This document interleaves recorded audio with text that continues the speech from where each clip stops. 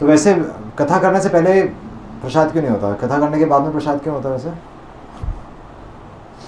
कथा करने से पहले भी तो होता ना, लोग तो यही कहते हैं पहले पेट पूजा, भूखे पेट ना होए भजन, पहले भोजन फिर भजन, ऐसे कुछ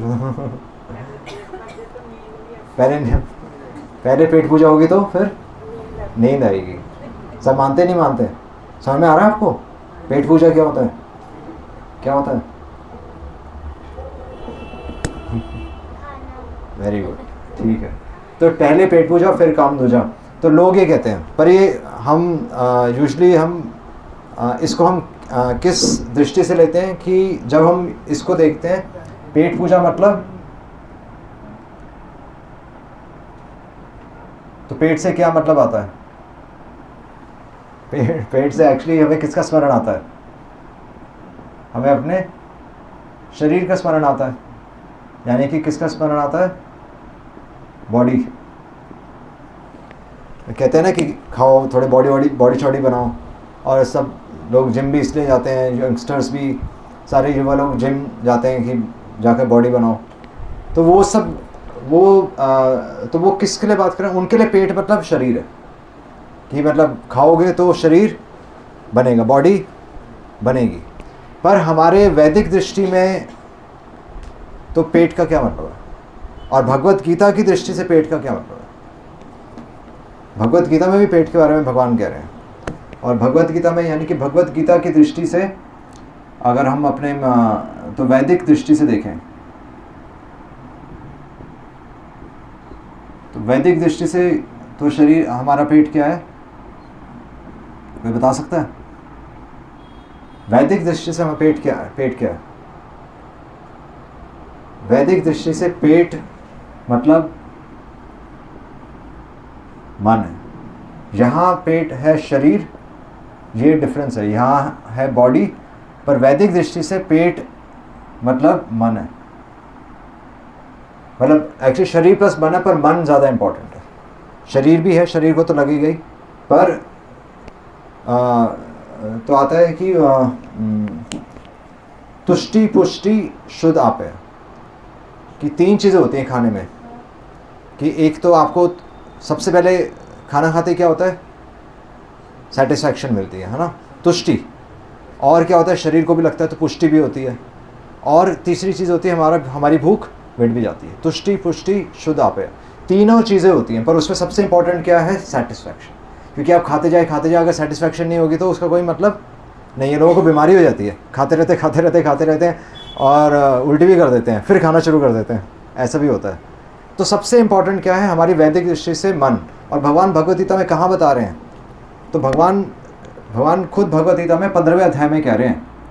तो भगवद गीता के 15 चैप्टर के 14 श्लोक में कह रहे हैं, क्या कह रहे हैं? अहम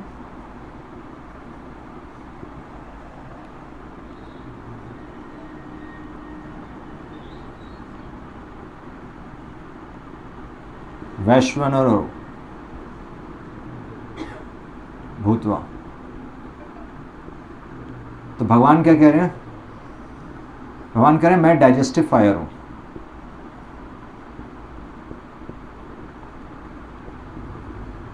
भगवान कह रहे हैं मैं, पेट में जो पाचन अग्नि है तो वो मैं हूं, अहम। भगवान खुद कह रहे हैं अहम।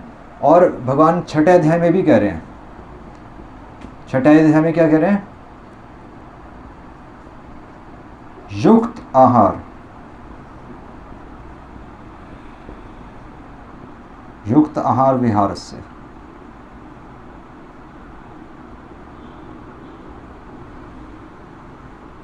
तो यहां पर सबसे इंपॉर्टेंट शब्द क्या है? युक्त। भगवान कह रहे हैं आहार किससे? मुझसे युक्त होना चाहिए। युक्त मतलब क्या होता है? जुड़ा हुआ। तो भगवान कह रहे हैं कि मुझसे जुड़ा हुआ आहार मुझसे भी जुड़ा होना चाहिए, बल्कि हमारा हर एक्टिविटी भगवान से जुड़ी हुई होनी चाहिए। और यहाँ पर भी भगवान कह रहे हैं कि जो डाइजेस्टिव फायर है मैं हूँ। तो भगवान यहाँ पर एक्चुअली बता रहे हैं कि खाना पीना केवल शरीर बनाने की क्रिया नहीं है। खाने पीने से हमारा मन भी बनता है और संतुष्टि भी आती है, वो तो हमें पता चल ही जाता है ना। तो हर अगर हम तो मतलब खाना पीना इतना इम्पोर्टेंट है कि मतलब कोई भी एक्टिविटी, सिर्फ खाने पीने की बात नहीं हो रही, कोई भी क्रिया अगर हम देखें तो वो भगवान कह रहे हैं कि युक्त वो क्रिया मुझसे जुड़कर करो। यद अश्नोसी यद हासी दोषी यद, भगवान कह रहे हैं कि जो भी एक्टिविटी करो, अगर कुछ भी आप क्या है यद करोशी यद अश्नासी यद जुहोशी ददासी यद तपस्सी कौन्तेय तत् कुरुष मत अर्पणम। भगवान कह रहे हैं जो भी एक्टिविटी करो एक्चुअली मेरे को अर्पण करते हुए चलो।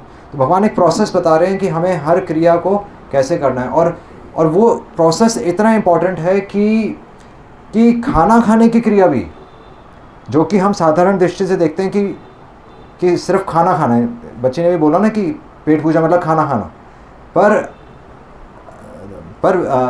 शास्त्रों की दृष्टि से, भगवान की दृष्टि से खाना खाना, हम खाना नहीं खाते, हम क्या करते हैं बता सकते हैं? यहाँ पर खाना है, यहाँ पर खाना है कि हम खाना खाते हैं, पर यहाँ क्या है? ये दो अलग अलग वो चल रहे हैं। यहाँ क्या है? अगर हम खाना साधारण दृष्टि से, एक व्यक्ति साधारण दृष्टि से खाना खाता है, पर वैदिक दृष्टि से हम क्या करते हैं? हाँ हाँ, नहीं करते क्या है? जैसे यहाँ खाना हम बोलते हैं, हम खाना नहीं खाते ना, जैसे हम बोलते हैं प्रसाद खाया, हम ये नहीं बोलते प्रसाद खाया, हम क्या बोलते हैं? प्रसाद ग्रहण किया, ग्रहण किया, या फिर और स्पष्ट शब्दों में बोलें तो क्या बोलेंगे? प्राप्त किया, ग्रहण किया, या फिर हम बोल सकते हैं प्रसाद पा लिया। हम वैसे बोलते पाया। तो एक्चुअली यहाँ पर खाना है, यहाँ पर खाना मतलब क्या हुआ? एंजॉय नहीं, एक साधारण व्यक्ति एंजॉय करता है, पर यहाँ प्रसाद का क्या अर्थ होता है? हाँ, तो यहाँ पर जो शब्द आएगा यहाँ पर है कि यहाँ पर आपने प्रसाद को ऑनर किया। ऑनर समझ में आता है? यानी कि आदर। तो यहाँ पर खाना नहीं होता, इसलिए प्रसाद को दोनों में दिया जाता है ना। आप प्रसाद को जैसे होटलों में सर्व होता है, हम ये नहीं कहते बफे लगा दिए। प्रसाद हमेशा संतुष्टि के लिए होता है, प्रसाद हमेशा मन की संतुष्टि के लिए होता है, और बल्कि मन की संतुष्टि से तन की संतुष्टि होती है। जबकि संसार में लोग खाना खाते हैं इसलिए वो कभी भी संतुष्ट नहीं होते, और बल्कि अपने जीवा के स्वाद के लिए कभी इधर जा रहे हैं कभी उधर जा रहे हैं। इतनी बड़ी बड़ी मार्केट्स किसके में? क्योंकि वो खा रहे हैं।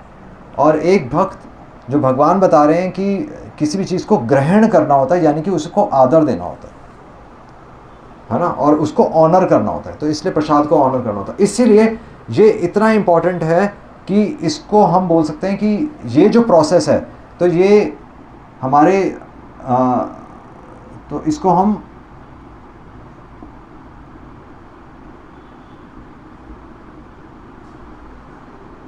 अर्च विग्रह की सेवा के बराबर मान सकते हैं। इसको डीटी वर्षे पता है किसी को? भगवान की सेवा, अर्च विग्रह, जैसे भगवान का मंदिर होता है, जो भगवान के मंदिर में जो आदर हम देते हैं। बैठ जाइए, है जगह नहीं? ठीक है। तो भगवान के अर्च विग्रह की सेवा यानी कि भगवान के विग्रहों की सेवा। तो भगवान के विग्रह की सेवा आप कैसे करते हैं? हाँ, तो आदर मतलब क्या होता है? सबसे पहले नहा कर आएंगे, साफ सुथरे कपड़े पहनेंगे, है ना, आप बाल बाल पूरा सर ढक कर, और दिन में सबसे पहला काम वो करेंगे, नहीं अशुद्ध अवस्था में नहीं करेंगे। टॉयलेट गए हैं तो उससे पहले नहाते हैं, बड़ी सारी चीज़ें होती हैं। आप बच्चों को बोलेंगे साइड चले जाओ, पहले अभी भगवान को भोग लगाना है। तो वो सब क्या है? वो सब अर्च विग्रह सेवा। तो खाना, जो वैदिक परंपरा में खाना खाना या पेट पूजा, वास्तव में पेट पूजा है। जो वैसे जो संसार में जो लोग पेट पूजा बोलते हैं, हम हंसते हैं, पहले पेट पूजा फिर काम दूजा, पर वास्तव में देखा जाए तो वैदिक शास्त्र यही कह रहे हैं कि पेट पूजा, कि पेट की पूजा है।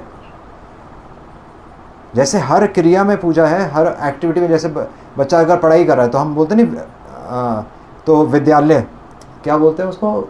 विद्या का मंदिर, विद्या का, जैसे स्कूल को क्या बोलते हैं? विद्या का मंदिर बोलते हैं ना। तो स्कूल भी एक मंदिर है। उसी तरह हम घर को क्या बोलते हैं? घर एक मंदिर। उसी तरह मन को क्या बोलते हैं? मन एक मंदिर। उसी तरह खाने की क्रिया भी एक मंदिर है, और उसकी सेवा, पेट की पूजा वास्तव में पेट पूजा है। और इसीलिए आप देखें तो उसमें जो तो किसी भी पूजा में या किसी भी पूजा के प्रोसेस में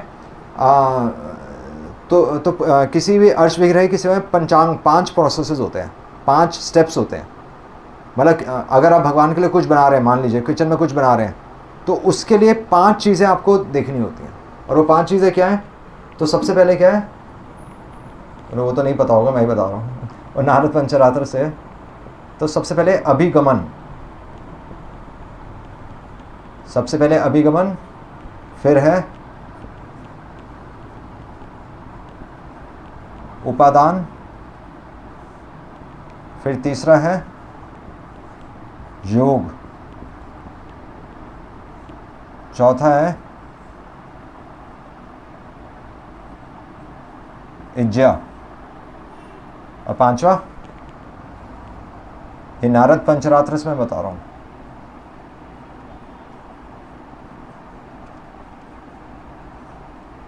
स्वाध्याय। ये 5 चीजें हैं। आप ये सब चीजें करते हैं, पर सिर्फ नाम मैं बता रहा हूं, है ना।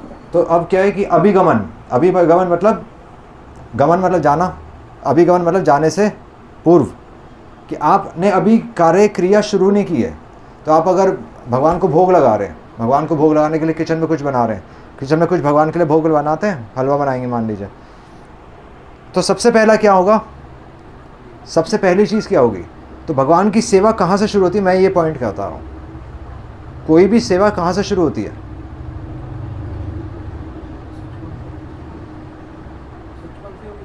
सबसे पहले संकल्प से। आपने सोचा, अभी हम सोच रहे हैं, अभी तो आप सिर्फ उठे हैं, अभी बिस्तर से उठे ही हैं, तो सबसे पहले आपने सोचा, यानी कि उसके पीछे संकल्प क्या है।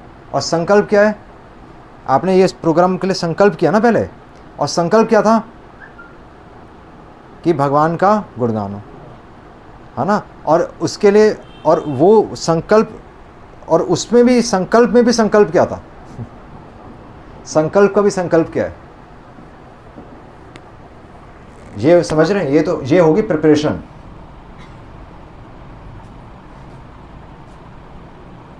किसी भी कार्य में आपकी इच्छा है और किसकी इच्छा होगी?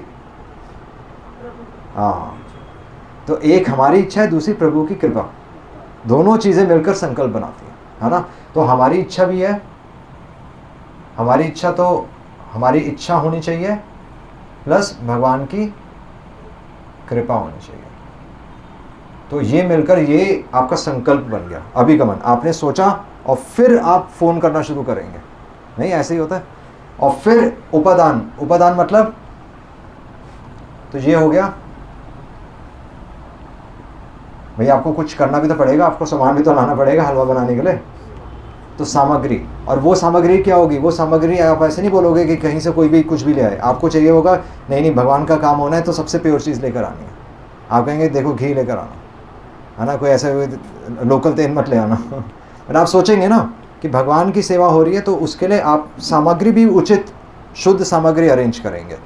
तो फिर यह हो गया उपादान। और योग क्या हो गया? किससे जुड़ना है, किसके लिए कर रहे हैं, किसके लिए कर रहे हैं?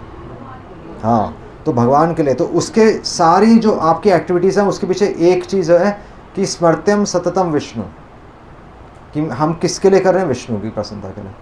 सततम स्मर्त्य विष्णु, विस्मर्त्यो न जातु चाहिए, कि भगवान को भूले ना हम, है ना। सर्वे विधि निषेध, बल्कि जितने भी नियम हैं, आप बैठे हैं, खड़े हैं, आप हो सकता है कि यहाँ पास में टॉयलेट हो, पर कोई प्रॉब्लम नहीं, क्योंकि भगवान का गुणगान हो रहा है। चाहे जैसे मर्जी बैठे हैं, चाहे पसीना आ रहा है, चाहे गर्मी है, सर्दी है, चाहे भूखे हैं, पर पर्पस एक है कि आपका क्लियर होना चाहिए कि मैं भगवान की प्रसन्नता करें। सर्वे विधि निषेध स्योर एतो रेव कर, सारे नियम पालन आपके साइड हो जाएंगे अगर एक मेन नियम आपका फॉलो हो रहा है कि भगवान की संतुष्टि के लिए हो रहा है ना। ऐसे ही है ना। तो योग मतलब हो गया स्मरण, कि भगवान का स्मरण आ रहा है, विष्णु स्मरण सामग्री। और इज्जा क्या है? इज्जा होगा आपका कुकिंग। अब आएगी आपकी कुकिंग। पहले तो आप तैयारी कर रहे थे, यहाँ पर किसके लिए तैयारी कर रहे हैं, और यहाँ पर आ गया कि कुकिंग भी आप किसके लिए कर रहे हैं, है ना। तो किचन किसकी है? हाँ, तो यहाँ पर इसलिए यहाँ से अगर हम चलेंगे तो हमें समझ में आएगा किचन भगवान की है। अगर हम यहाँ से चलेंगे तो किचन किसकी थी? किचन हमारी थी। वो तो किचन में सब कुछ चलता है किचन में, नहीं?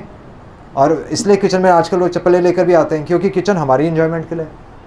और इसलिए कोई नियम भी फॉलो नहीं करता, नियम पालन नहीं करता ना कोई भी। बच्चे जब मर्जी कोई विदाउट एनी टाइम और बिना नहाए सब अंदर आ जाते हैं। वो क्यों हो रहा है? वो सब यहाँ चल रहा है, वो शरीर के लिए हो रहा है। उससे हमारा शरीर बन रहा है, और इसलिए हमारा शरीर तो बड़ा हो जाता है पर मन शुद्ध नहीं होता। पर यहाँ से क्या है कि आपका धीरे धीरे क्या हो रहा है? मन शुद्ध हो रहा है, क्योंकि आप हर एक्टिविटी किसकी? भगवान की प्रसन्नता के लिए कर रहे हैं। और प्रोसेस क्या है? तो फिर कुकिंग, अब आपको पता है कि ये कुकिंग हम भगवान के लिए कर रहे हैं, है ना? पर कुकिंग, भगवान को ऑफरिंग कहाँ से शुरू हुई थी? भगवान को ऑफरिंग कुकिंग के बाद नहीं होती। भगवान को ऑफरिंग कब होती है? जब से आपकी शॉपिंग शुरू होती है, जब से आपका संकल्प शुरू होता है, तब से भगवान को ऑफरिंग शुरू हो चुकी है ना? इसलिए लास्ट में आकर कोई ऑफर करके चला जाए उसका कोई मतलब नहीं होता। वो तो जिस चेतना से बनाया गया है, जिस पर्पस से आपने बनाया है, जो आपने चीज़ें सोची हैं, जो आपने सेक्रीफाइस किया, वो सारा इन्वॉल्व होता है ना? तो इसलिए सिर्फ पैसे खर्च करना वो इम्पॉर्टेंट नहीं है, सारी चेतना, हमारी चेतना क्या है वो इम्पॉर्टेंट है। तो प्रोसेस, अब यहाँ पर कुकिंग, ये कुकिंग का एक्चुअल प्रोसेस है कि हम जो भगवान की जो अगरबत्ती, यहाँ पर अगरबत्ती दिया फूल आता है, यहाँ पर जाकर आता है, पर उससे पहले बहुत कुछ हो चुका है ना? और इज्जा, और लास्ट में क्या है? स्वाध्याय। तो स्वाध्याय मतलब स्व, अपना अध्ययन। स्व मतलब स्व, अपना, और अध्याय मतलब अपना अध्ययन। तो आत्मनिरीक्षण। आत्मनिरीक्षण क्या हुआ?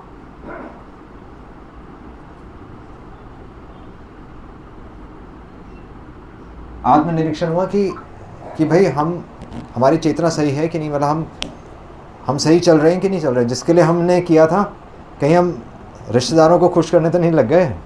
जिसके लिए सारे ये अरेंजमेंट की थी, वो खुश हो रहा है कि नहीं हो रहा, है ना? अब आपको वापस जाकर क्रॉस चेक भी करना पड़ेगा। तो ये इस प्रोसेस के बाद फिर हमारा आत्मनिरीक्षण होता है। तो ये जो एक्टिविटीज़ हैं, ये एक्टिविटीज़ आपका क्या कर रही हैं? ये ग्रेजुअली आप हमारे क्या कर रही हैं? ये हमारे मन को शुद्ध कर रही हैं, नहीं?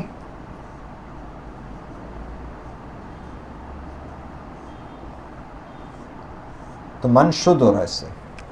और इसीलिए हम बोलते हैं कि प्रसाद को फिर ये इस तरीके से, अगर हम भगवान को कोई भी एक्टिविटी है, यहाँ पर ये आप कुकिंग भी ले सकते हैं, और क्या ले सकते हैं? हाँ, आप एक्चुअली प्रसाद ग्रहण करने की क्रिया भी ये 5 चीज़ें में है। जैसे आप प्लेट लेकर बैठते हैं, तो वैसे यूजुअली हम कैसे, हम सोफे पर जाकर बैठ जाते हैं ना, और खाने लग जाते हैं, मतलब बिना किसी को पूछा। हम जैसे जब मन किया लेने लग गए, तो वो क्या, वो तो शरीर के लिए हो गया। पर वैसे अगर प्रसाद ग्रहण करना तो बैठ के लिया जाता है ना, और नीचे बैठ के लिया जाता है तसल्ली से, और बल्कि सर्व किया जाता है, आप अपना से भी नहीं लेते। तो आप प्रसाद ग्रहण करने की क्रिया भी ये 5 प्रोसेसेस हैं कि आप क्यों, कि आपकी इच्छा है प्रसाद को सही तरीके से ग्रहण करने की, भगवान की कृपा है। तो आपको पता है कि ये सारी वस्तुएं कहाँ से आ रही हैं? भगवान दे रहे हैं, है ना? सामग्री कहाँ से आ रही है? स्मरण किसका होना चाहिए? प्रसाद लेते हुए भगवान का स्मरण होना चाहिए। अपने बारे में स्मरण नहीं होना चाहिए कि मेरे को कितना मिला, कितना नहीं मिला, या मेरे को 1 गुलाब जामुन मिला, उसको 2 मिल गए, है ना? हमारे माइंड में ये सब चीज़ें चलती हैं। तो स्मरण और प्रोसेस क्या है कि आप प्रसाद लेते लेते प्रोसेस क्या है? तो ये भगवान की अगरबत्ती, भगवान की पूजा ही है कि जब हम प्रसाद ग्रहण कर रहे हैं, तब हमें पता है कि कितना हम एक्सेस में ले रहे हैं और कितना हम ज़रूरी है उतना ले रहे हैं। तो उसको क्या बोलते हैं? सैक्रिफाइस, है ना? तो इज्जा मतलब हो गया प्रोसेस, प्रसाद को ग्रहण, और स्वाध्याय यानी कि प्रसाद लेते हुए हम शुद्ध हो रहे हैं नहीं हो रहे। तो ये प्रोसेस होना चाहिए। जबकि हमारा प्रोसेस क्या चलता है कि मैं एंजॉय कर रहा हूँ, नहीं कर रहा हूँ। और इसलिए ये, क्योंकि हम यहाँ पर रहते हैं, इसलिए हमारा शरीर बनता है और हमारा मन कभी भी सेटिस्फाई नहीं होता। तो ये किसी भी क्रिया में, आप चाहे गाड़ी चलाएं, आप चाहे अपना श्रृंगार भी क्यों ना कर रहे हो, तो अपना श्रृंगार भी क्या हुआ? शरीर को रिस्पेक्ट देना हो गया ना। तो वो श्रृंगार भी किसकी संतुष्टि के लिए होना चाहिए? फिर भगवान की संतुष्टि के लिए। कोई भी एक्टिविटी, बच्चों को पढ़ाना है तो वो किसकी संतुष्टि के लिए? भगवान की संतुष्टि। ये सारे प्रोसेसेस एक्चुअली ये इसलिए शास्त्रों में जो दिया गया है कि हर, आप सूर्यदेव को देख रहे हैं, आप चंद्रमा को देख रहे हैं, आप पेड़ पौधों को देख रहे हैं, आप वनस्पति को देख रहे हैं, आप जीव जंतुओं को देख रहे हैं, हर चीज़ को आप भगवान को ऑफर कर सकते हैं। केवल उसमें ये प्रोसेसेस होने चाहिए। और अगर ये प्रोसेस होगा तो ये क्या होगा? भुंगते तेतु अगम पापा ये पचंती आत्मकारणात्। अगर हम अपने लिए कोई भी क्रिया कर रहे हैं तो वो क्या है? पाप। यहाँ पर हम पाप में फंस जाएंगे।